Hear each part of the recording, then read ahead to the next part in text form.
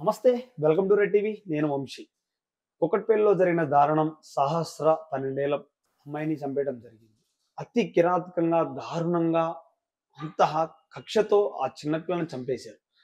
సోమవారం జరిగిన కేసు ఇప్పటి వరకు పోలీసులు ఎలాంటి ఆధారాలు బయటపెట్టలేదు.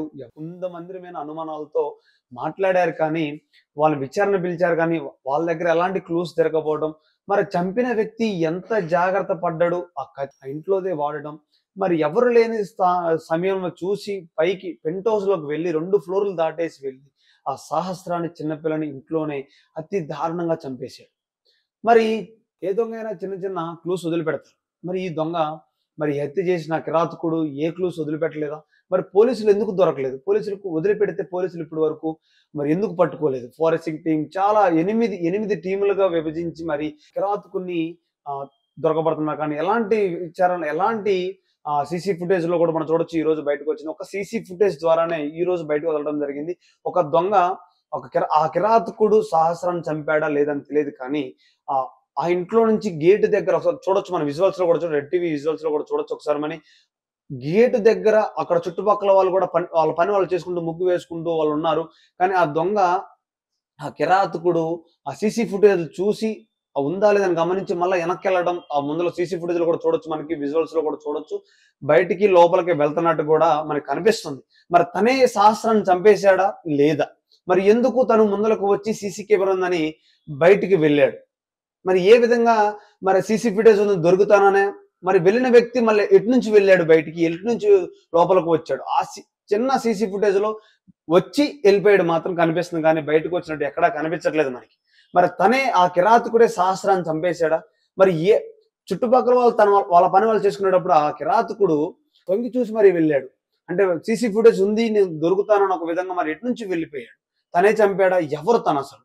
మరి ఎవరు పంపించారు దాన్ని? మరి సహస్ర ఏ పాపం చేసినా ఆ చిన్న పిల్లని చంపేశాడు.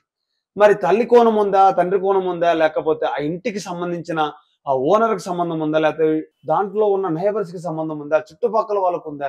మరి రెక్కీ చేసి మరి తల్లి తండ్రి లేని సమయంలో చూసి మరి చంపేయడం జరిగింది. ఎంత కిరాతకంగా చంపేశాడంటే తను మెడ మీద 12 దాకా పొడిచి, 12 పోట్లు పొడిచి, కడుపులో 12 ఎంత కిరాతకంగా చంపేశాడంటే ఆ బాలకిని గొంతు నోరు మూసి మరి బయటికి వాయిస్ రాకుండా తను చంపేయడం జరిగింది.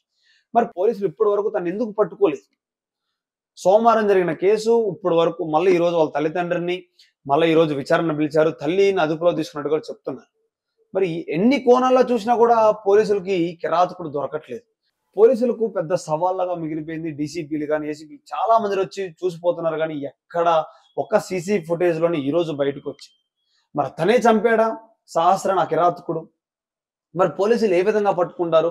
ఆ ఏరియాలో సీసీ ఫుటేజ్ లేకపోవడం వల్లే ఈ దొంగ సులువుగా తప్పించుకున్నట్టుగా చెప్తున్నారు మనకి. ఆ ఇంటికి కూడా సీసీ కెమెరాలు ఎలాంటి లేవు. ఆ గల్లీలో ఒకటే సీసీ కెమెరా ఉంది, అది చివరి ఎక్కడో ఉంది.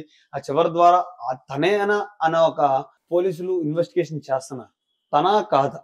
ఎందుకు మరి సీసీ ఫుటేజ్ చూసి మరి వెనక్కి వెళ్ళిపోయాడు?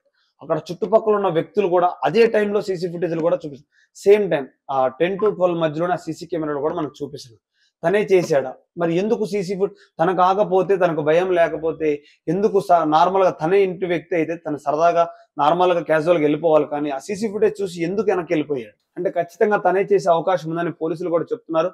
మరి తల్లిని కూడా విచారణ చేస్తున్నారు. ఆ సీసీ ఫుటేజ్ లో ఎవరు ఏంటి ఈ రోజు బయట పెడతారని పోలీసులు కూడా చెప్పడం జరుగుతుంది. అతి కిరాతకంగా చిన్నపిల్లని చంపేయటం చూడొచ్చు. మనం ఆ విజువల్స్ లో కూడా చూడొచ్చు. ఎన్ని విధాలుగా వెతికినా కూడా 8 టీములుగా పోలీసులు విభజించినా కూడా ఆ వ్యక్తి దొరకట్లేదు. ఇప్పటి వరకు దొరకలేదు. మరి